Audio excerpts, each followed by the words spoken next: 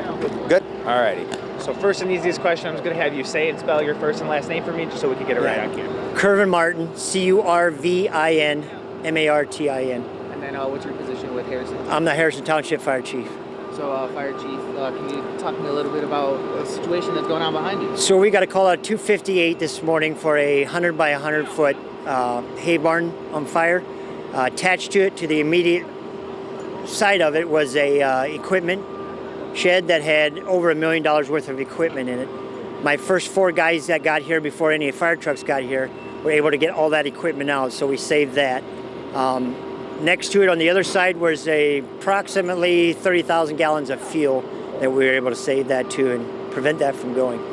So, I guess we'll talk a little bit about the water situation you brought in. So we called multiple departments for shuttling water. We pumped approximately over 100,000 gallons of water. Yeah, thanks for mutual aid, and we were able to get it done. And can you talk to me a little bit about some of the responders who came out here? So my first 4 guys are actually live within 2 miles of this place. I live half a mile from here. The first thing we were trying to do was save the equipment. You're not going to do much with a hay barn, but we were able to save the equipment. We were driving the equipment out as actually some of the tractors were on fire as we were pulling them out. So, yep, my guys did a good job there.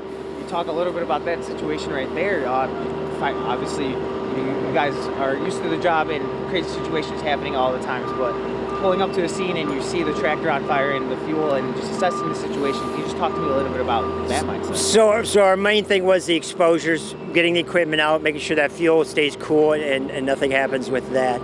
I had 4 guys that were in full gear that jumped in the tractors to start them up. Thankfully, the keys were still in because the homeowner wasn't awake at the time.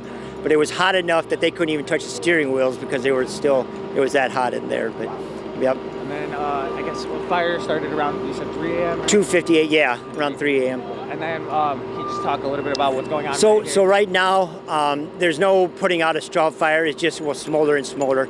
So we have payloaders that we were able to get from the community, fellow farmers that came in and they're hauling that out to the field. We're going to spread that out.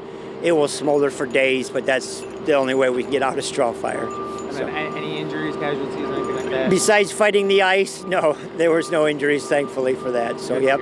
And no animals lost or anything like that, none affecting from that. So. Anything else? Nope. Everybody did a good job. Appreciate your time. Appreciate it.